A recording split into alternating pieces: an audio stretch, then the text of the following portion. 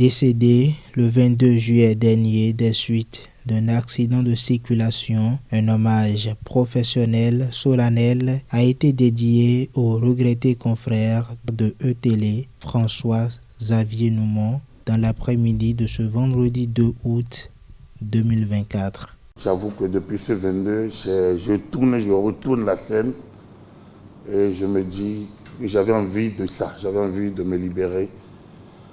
J'étais avec lui moins d'une heure avant l'accident. Et si j'avais pu le pousser, le brutaliser, peut-être qu'il serait encore vivant. Mais est-ce que son heure n'avait pas sonné? Bon, on peut avoir tous les remords possibles. Après coup, on peut dire tant de si, après coup. Mais si l'honorable l'avait trouvé fatigué, il n'a pas tort. Je lui ai souvent dit, tu te fatigues. Mais c'est celui qui est prêt à me demander à 23h et si on faisait une émission spéciale. Plusieurs actions ont été menées en hommage du regretté chroniqueur, animateur et présentateur télé. Carlos est décédé le 15 janvier 2024. Donc nous réfléchissions à l'orientation nouvelle. Lorsque Xavier est parti, je me suis dit, il y a une similitude entre les deux. Promouvoir le centre Jérôme Carlos seul n'avait plus de valeur. J'ai pensé, avec les amis avec lesquels nous travaillons, que nous allons immortaliser à notre manière et poursuivre à notre manière ces réflexions sur ces trois vertus dont j'ai parlé tantôt, à notre manière. Xavier et moi, je pense que nous partageons au moins ça, sur, comme j'ai dit, le développement de notre pays. Il a une fille de 3 ans.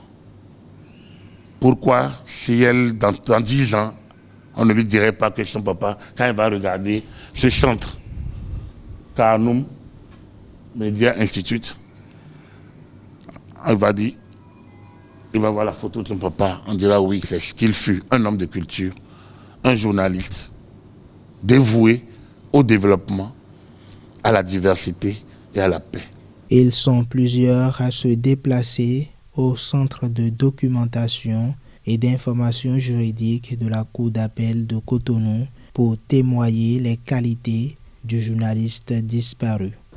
Je n'ai pas de relation particulière avec lui. J'ai eu des relations professionnelles avec lui. Dans un cadre avec le directeur de la télévision, j'ai surpris un de ses témoignages. Nous étions dans un cadre intime par ailleurs, et il disait qu'il a eu la chance de rencontrer dans sa vie Xavier Noumon. C'est le mot qu'il a utilisé, parlant donc de son organe. Il a parlé en termes de chance. Et puis après, de loin, j'ai vu le monsieur, j'ai observé le monsieur.